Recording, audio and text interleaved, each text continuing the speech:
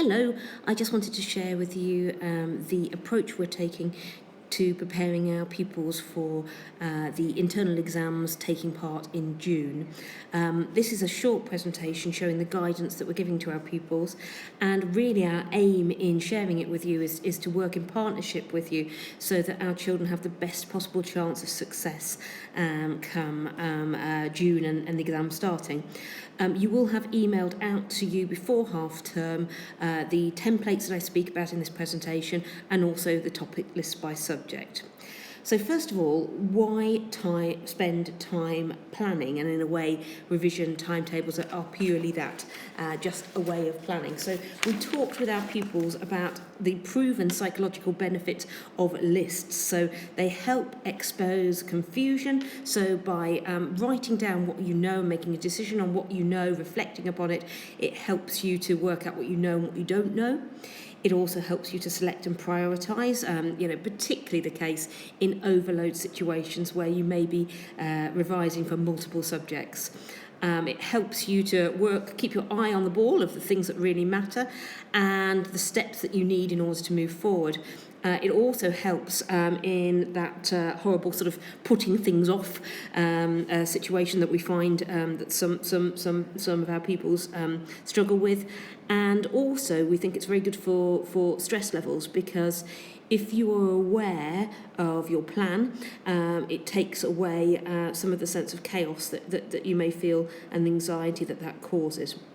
So our approach is to use revision lists, and I've given you a copy of one there. You'll see that we have suggested, and all of these are suggestions, that there are 3 main revision periods a day, 30 minutes long for the revision periods, and we've added a time to reflect at the end of the day to say, have I actually remembered the things that were key to me? And for the next day, a chance for us to look and say, do I still know those later on? We know this regular revision, summarising is very, very effective at securing things into long-term memory.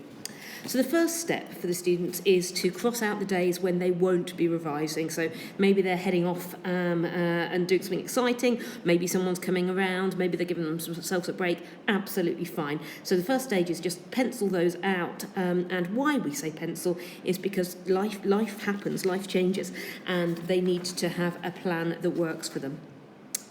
They will also get, for each subject they're going to be examined in, a topic list, and in that it will show you the topics that might come up in the exam, where they can find information about it, and the key questions maybe that they want to ask. This is an example of my one for my Year 8 geography class.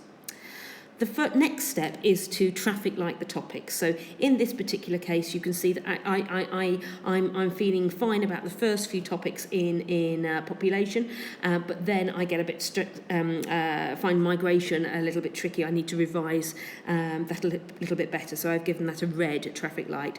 Some departments will use smiley faces through to sad faces. Absolutely fine. The important thing is that it's a way for each pupil to assess, do I know this or do I not? We ask our pupils to concentrate on the red lights first.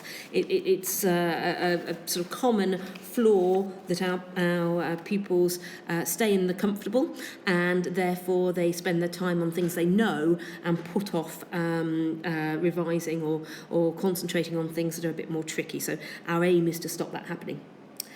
Next stage is to plot that information into the revision calendar, and you can see there that I've added in just a short abbreviation of whatever the subject is, what the topic might be, and the pages I might find it on.